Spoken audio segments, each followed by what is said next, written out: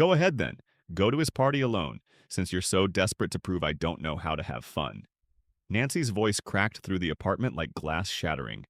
She snatched her purse from the table, adjusted the strap on her shoulder, and hurled one last dagger at me before slamming the door. I'm going to Thomas's. The echo of her exit lingered in the silence like a cruel aftertaste. Midnight in Madrid. My wife was walking into her ex's arms, and I was left behind, staring at the trembling air her absence left. Thomas. Always Thomas. The ghost who haunted every corner of our marriage. He existed in her laugh, in the faint way her voice softened whenever she said his name. For years I had convinced myself it was just memory, nothing more. But tonight was different. Tonight she had chosen the memory over me. I stood paralyzed in the living room, fists clenched, chest pounding, every instinct screaming at me to stop her. But to what end? If humiliation was what she wanted, I wouldn't be the husband who begged at her heels. Not this time. My phone buzzed. A message from Andrew. Kenneth, are you okay? I heard Nancy went to Thomas's. The news was already circulating. Madrid's whispers traveled faster than any car, and by now the whole city knew my wife was at her ex's party, laughing, drinking, pretending I never existed. Hours crawled by. 1 o'clock, 2. By 3 in the morning, the silence of our home had grown unbearable. I wandered aimlessly until my eyes caught something on the table. Her wedding ring, left there casually like forgotten change. But it wasn't forgotten. It was deliberate. A declaration. I picked it up, feeling its cold weight press into my palm like a verdict. By 3:30, I couldn't take it anymore. I grabbed the car keys and drove to Thomas's flat in Chambéry. From the street, I could hear the bass thundering through the walls, see lights pulsing from the windows.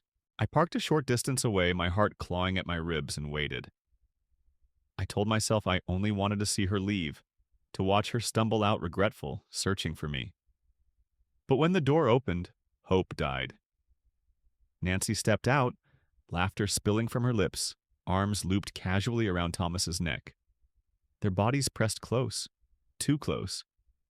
They fit together like a secret I was never meant to see. In that instant, clarity burned hotter than jealousy. The woman I married no longer existed. I drove home in silence. The image seared into me. I wasn't going to be the man who waits, who forgives, who dissolves into his own shadow. Not anymore. Back at the house, I pulled a suitcase from the closet and began. Her clothes, her shoes, her perfumes, all folded and shoved inside with mechanical precision. The framed wedding photos followed, promises behind glass shattered as I stacked them into a bag. By dawn, the house had been exorcised of her presence. The suitcase sat waiting by the door, and I waited on the sofa, pulse steady, ready for her return. At 5 a.m., headlights swept across the driveway. Nancy stumbled inside, mascara streaked, laughter gone. She froze when she saw the suitcase. What's this, Kenneth? Her nervous laugh was a flimsy disguise. They're your things, I said, voice flat. You're leaving. Her smile cracked. You can't be serious. I just went to a party. I met her gaze steady and unflinching. I saw you, Nancy. With him. That wasn't just a party. Her face drained of color. She tried to deny it, words tumbling weakly. Nothing happened. But her trembling voice betrayed her. I pointed to the table. You took off your ring. That wasn't an accident. The air between us thickened, heavy enough to choke. You can't throw me out like this, she snapped, desperation edging her tone. We've been together for years. And you ended it last night, I cut her off, calm and final. I'm only finishing what you started. She stepped back, staring at the suitcase as if it were a death sentence. Her voice faltered. This is ridiculous. Goodbye, Nancy. I opened the door. For a moment, she stood frozen, waiting for me to falter, to take it all back. But I didn't. I couldn't. And for the first time, The silence between us spoke louder than her lies. When the door closed behind her, the click didn't sound like wood against metal. It sounded like the closing of a chapter. For a moment, I stood in the empty house, breathing in silence. It wasn't just emptiness that pressed against me. It was liberation. No more lies, no more shadows. Then my phone vibrated. An unknown number. "Kenneth, this is Amanda, Thomas's girlfriend. We need to talk." My pulse stumbled. Amanda? Why now? Why me? Her message cracked through my chest like lightning. My thumb trembled as I typed back, "Where are you?" Her reply was immediate. "My flat in Malasaña. Please come. It's urgent." I didn't think. I just moved. I grabbed the keys and stepped into a city waking to dawn, but inside me the world was crumbling. Nancy's laughter in Thomas's arms still gnawed at my ribs, her wedding ring abandoned on the table like a discarded truth. And now this. Amanda pulling me into the storm. The drive blurred past. By the time I reached her street, my head was a carousel of questions, none of them with answers. When she opened the door, I barely recognized her. Hair pulled back hastily, eyes raw and swollen, lips pressed into a thin line as if holding back a scream. She didn't speak, just stepped aside and let me in. We sat across from each other in her small living room. Silence pressed between us, thick and unbearable until finally she broke it. "I'm sorry, Kenneth," she whispered, voice trembling but steady enough to cut. "I didn't want to involve you, but I can't stay silent anymore." She slid her phone across the table. "Look." I hesitated, then picked it up. The video was shaky at first, but then it sharpened. Nancy, Thomas, tucked in the corner of some dimly lit bar, their heads close, hands intertwined. Then, the kiss. My chest tightened. Not because of the kiss, I'd already seen worse, but because of the date glowing in the corner of the screen. 3 months ago. How long? My voice was calmer than I felt. Amanda swallowed hard. Months. I found messages, photos, meetings in hotels, bars. They were planning trips behind our backs. I found out a week ago. Thomas doesn't know I know. She scrolled through her phone, screenshots of texts, intimate photos, his words to her colliding with his words to Nancy. Each swipe felt like a knife twisting deeper. I handed the phone back, though my hands were shaking. "Why are you showing me this?" "Because you deserve the truth," she said firmly, eyes locking onto mine. "And because I'm done being made a fool of. He's lied to me as much as she's lied to you." There was more than pain in her gaze, there was steel. "What do you plan to do?" I asked cautiously. Her lips tightened into something between a grimace and a smile. "End it, but not before they pay." I raised a hand, instinctively wary. "I don't want revenge, Amanda. Not if it drags us down with them." She shook her head quickly, almost sharply. "Nothing illegal, don't worry. I just want them exposed. I have more evidence. An audio of Thomas bragging he's been with Nancy for months. I want to confront him where he can't lie his way out, in front of friends, in public." Her determination was terrifying and magnetic at once. I hesitated. Part of me wanted to walk away, bury everything, start fresh.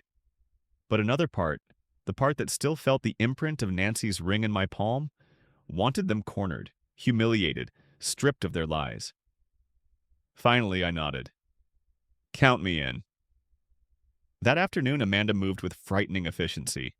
She set up a dinner at a restaurant in Chueca. "Just a casual night," she said, though both of us knew it was a trap dressed as civility. She invited Thomas, Nancy, and a circle of mutual friends, people who had heard whispers but not the truth. By the time I arrived at the restaurant, the weight of what we were about to do pressed on my chest. My heart raced as I stepped inside, rehearsing nothing, ready for everything. And somewhere inside those walls, Nancy and Thomas were walking straight into their reckoning. Amanda was already seated when I entered, her posture unnervingly calm, like a soldier waiting for battle. Around her, the hum of conversation filled the restaurant, but the air was charged, restless, heavy. Nancy arrived next alone, her smile too polished, too forced. When her eyes found mine, that smile faltered, her mask slipping. She hadn't expected me. A ripple of unease crossed her face. Minutes later, Thomas strolled in with the swagger of a man convinced the world still belonged to him. He slapped a friend on the shoulder, his laugh booming, his confidence unshaken. The table was full, but silence lived beneath the chatter, the kind that comes before thunder breaks. Amanda waited, patient, calculated. She let the food arrive, let the wine pour, let Thomas believe he was safe. Then, with deliberate grace, she stood. Her phone glinted in her hand. "I'd like to share something," she said. Her voice cut through the room like a blade. Chairs creaked. Forks paused midair. Nancy frowned. Thomas's grin froze.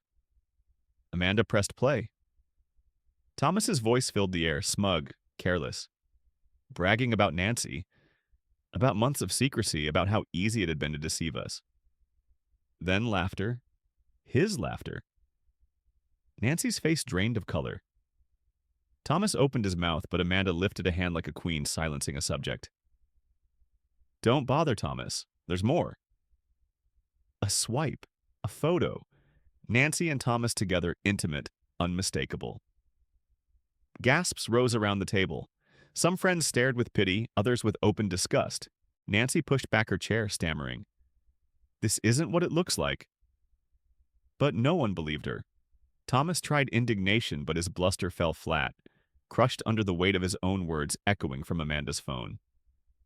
She didn't scream. She didn't curse. She didn't need to. The evidence spoke louder than rage ever could. I stood then, looking at Nancy. My voice was quiet, controlled, final. "This ends here. I don't want to see you again." And I walked out. No dramatic pause, no backward glance. Just freedom, raw and cold. Amanda followed.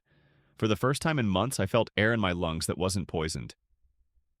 As we walked through the Madrid night, the city lights blurred and her voice broke the silence. "Are you all right?" she asked. I let out a breath. "I don't know, but I will be." She nodded. "Me too." But the night wasn't finished with us. Under the pale glow of a street lamp, she stopped. Her face had shifted, something sharper now, heavier. "There's something else you need to know." My stomach tightened. "What is it?" She hesitated, then spoke with precision. "Your friend Andrew, he knew for months." The ground tilted beneath me. "Andrew?" My voice cracked with disbelief. "What does he have to do with this?" Amanda exhaled, pained. "I found messages. Thomas bragging about Nancy, and Andrew laughing, encouraging him. He knew Kenneth. He covered for them." "No." I wanted to reject it outright, but she pulled out her phone again. Screenshots. Thomas boasting. Andrew replying with mocking jokes, complicit laughter. The date, last month. The heat that rose in me was different from the cold clarity of betrayal. This was fire, wild and uncontrollable. Andrew, the man who had always been there with a beer, with advice, with brotherly words, had known. He had watched me drown in doubt and said nothing. My jaw locked. "When?" "A month ago," she confirmed. I didn't think. My thumb dialed before my mind caught up. Andrew answered on the third ring, his voice casual, careless. "Kenneth, amigo, how are you?" "I'm not your friend," I cut in, my voice sharp as glass. "You knew about Nancy, about Thomas, and you said nothing." Silence, then stammering. "Hey, it's not what you—" "Spare me." My tone was ice. "I don't ever want to hear from you again." And I hung up. Amanda's eyes softened, watching me with something that looked like sorrow. "I'm sorry," she murmured. I clenched my fists, the betrayal burning hotter than Nancy's infidelity. Lovers can betray. But friends are supposed to guard your back, not hand the knife to your enemy. I know he was your friend, Amanda whispered. He wasn't, I answered, though the words were more for myself than for her. Saying them out loud felt like cutting out rot. Painful, but necessary. Every betrayal laid bare was another incision, raw and clean. I didn't go home that night. Instead, Amanda and I found a dimly lit bar tucked into one of Madrid's side streets. We sat until the neon outside flickered off and dawn began to pale the city. The bitterness of cheap coffee lingered on my tongue, but it was her voice that kept me grounded. "What will you do now?" she asked as the waiter stacked chairs onto tables. "Start over," I said, surprising myself with the steadiness of my tone. "The divorce papers are already in motion. I've changed the locks. There's nothing left to save." Amanda nodded, her lips curving into the faintest smile. "Good. Thomas is finished for me, too." For the first time, I didn't feel like a man abandoned. I felt understood. Amanda knew the taste of betrayal, the hollow of being discarded. Sitting across from her, I felt less like a victim, more like a survivor clawing out of wreckage. But just when I thought the storm was quieting, my phone vibrated. An unknown number. I hesitated, then opened it. "Kenneth, it's Laura, Nancy's friend. I know what happened. But there's something you need to know. Meet me tomorrow." My pulse surged. Another twist, another knife waiting. Amanda caught the change in my expression. "What is it?" I showed her the message. She frowned, her eyes narrowing. "Laura, I know her. Always orbiting Nancy, always nodding at her stories. Be careful, she's not someone I'd trust blindly." "I'll be careful," I said, though doubt gnawed at me. The next morning, I met Laura in a cafe in Seoul. She arrived on time, tension flickering in every movement. Without preamble, she leaned forward, voice low and urgent. "Nancy didn't tell you everything," she said. "She and Thomas weren't just sneaking around. They were planning something bigger." The words sliced through me. "What do you mean?" Her gaze fell to the table. "They wanted to disappear together. Start over somewhere else. Nancy was transferring money from your joint account, setting up a hidden one. She was preparing to leave you with nothing." The air left my lungs. It wasn't only infidelity, it was a carefully plotted erasure. "Why tell me this?" I asked, suspicion laced with desperation. Laura's eyes flicked up, a mixture of guilt and resolve. "Because what she's doing is wrong. You don't deserve this." I left the cafe with my head spinning, rage and clarity entwined. At the bank, my hands shook as I logged into our accounts. There it was. Transfers to an unfamiliar number. Sums siphoned in silence. I didn't hesitate. I called my lawyer. By the time I left his office, a fraud complaint was already added to the divorce proceedings. Nancy hadn't just betrayed me, she had tried to erase me from my own life. That night, I sifted through legal documents at the kitchen table, my chest heavy but my spine unbending. Relief came, yes, but more than that, power. The truth was no longer a weapon against me. It was mine to wield. When Nancy's call came, I let it ring until it stopped. Her voicemail wavered between fury and pleading. "Kenneth, how could you? You froze the accounts." "Please, let's talk." I deleted it. Her voice no longer carried weight. The following day, I met Amanda near Plaza Mayor. The square buzzed with tourists, but we sat in the shade of a quiet corner, the world blurring beyond us. I told her everything. Laura's confession, the bank transfers, the fraud case. She listened without interruption, her eyes sharp, her silence deliberate. "You did the right thing," she said finally. "Nancy and Thomas thought they could toy with us, but they miscalculated." "And you?" I asked. "What will you do with Thomas?" Her smile was thin, almost cruel. "I'm finished with him, but he won't slip away so easily. I found a contract he signed under my name, without permission. Fraud. I'll sue him too." The determination in her eyes lit a fire in mine. Betrayal had broken us both, but in that moment I realized we weren't just victims anymore. We were sharpening our pain into something unbreakable. A few days later, the phone call came. My lawyer's voice was steady, but the weight of his words made my stomach twist. Kenneth, we dug deeper. Nancy tried to move a larger sum right before you froze the accounts. And there's more. Emails between her and Thomas. They weren't just sneaking around. They were planning to move to Barcelona. A fresh start. Without you. The words hollowed me. Not just betrayal, they were writing me out of my own life. What now? I asked. We press forward with the evidence. Transfers, emails, recordings. Nancy has no defense. We'll claw back what's yours and fraud charges will stick. That week, the whispers spread across Madrid. Mutual friends took sides, the city's rumor mill grinding without mercy. Some messaged me with shock. Others admitted they had always suspected. One evening, Edward, an old friend, called. Kenneth, I swear I had no idea. If I'd known, I'd have told you. I believed him.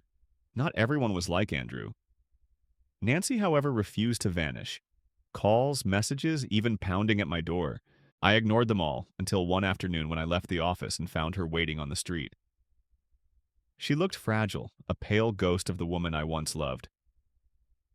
Kenneth, please, she pleaded, stepping closer. This is a mistake. We can fix it.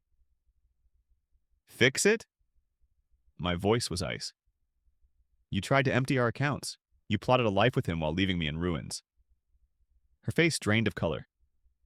It's not what you think. Don't. I cut her off, my jaw clenched. No excuses. Sign the papers. Accept the consequences. I turned my back, her silence dragging after me like a shadow. That night, I met Amanda for drinks in a quiet bar in La Latina. The neon lights painted her face in flickers of red and blue, but her eyes carried the same fire as mine. I'm leaving Madrid for a while, she said, her fingers tracing the rim of her glass. I need air. I need to remember who I am without him. It sounds right, I replied. I'm thinking of Valencia. I've always wanted to live by the sea. Her lips curved in the first genuine smile I'd seen on her. It suits you. Salt air, space, freedom. For the first time in weeks, laughter came easily. Not forced, not bitter. Real. The whirlwind continued. My lawyer filed motions, the evidence against Nancy and Thomas piling up. Emails, transfers, Amanda's recordings. Their lies had hardened into proof. They weren't just losing relationships, they were staring down the weight of the law. My goal wasn't revenge anymore, it was balance. Justice. To make sure they didn't walk away untouched. One morning, a court notification arrived. Nancy had signed the divorce papers. No calls, no apologies. Just her signature, surrendering. My lawyer confirmed the fraudulent transfers would be reversed. Relief washed over me, not as triumph, but as clarity. For the first time in years, I wasn't drifting. I was steering. Amanda was also striking back. Over the phone, her tone carried steel. He forged a contract in my name. I've filed suit. He thought I'd stay quiet. Her strength was contagious. We had entered this as the betrayed. Now we were something sharper, survivors who refused silence. Weeks later, I met Edward again in a bar in Rios Rosas. Over clinking glasses, he leaned in. Nancy's gone. No one knows where. Thomas is alone, his friends scattered after the truth came out. I didn't feel triumph, just a muted emptiness. Their downfall wasn't my victory, survival was. I kept moving toward Valencia, toward the sea. I found a small apartment overlooking the coast, a blank canvas. While packing, I stumbled upon an old photo, Nancy and I in Granada, smiling like we believed forever was real. I studied it only long enough to feel nothing. Then I tossed it into the bin. Before leaving Madrid, I met Amanda one last time on a terrace in Lavapiés. The city hummed below us, the air heavy with endings and beginnings. We didn't need many words. The silence between us was no longer suffocating, it was possibility.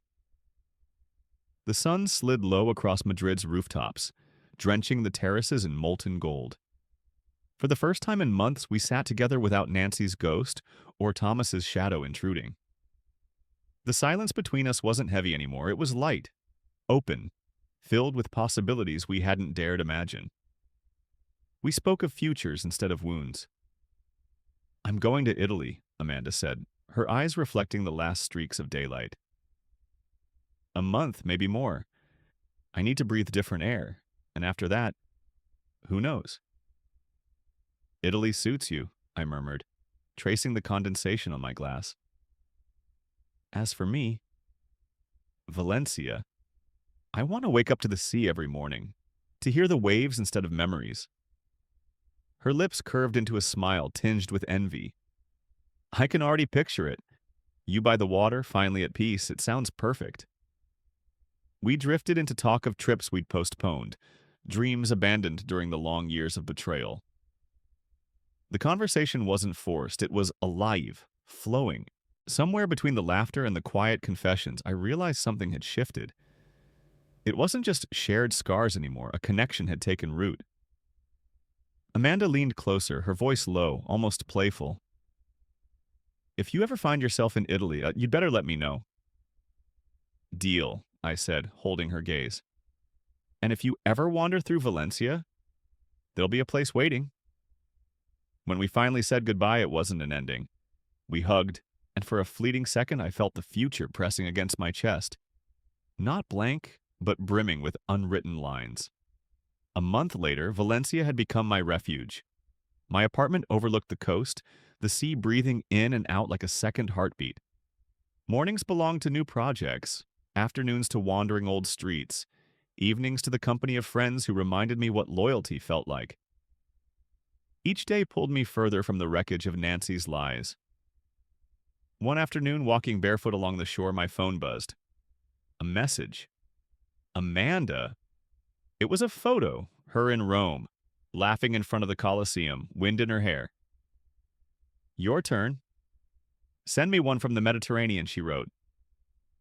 I stood there for a moment, the tide washing over my feet, and snapped a picture of the horizon where the sun was sinking into water, the color of fire.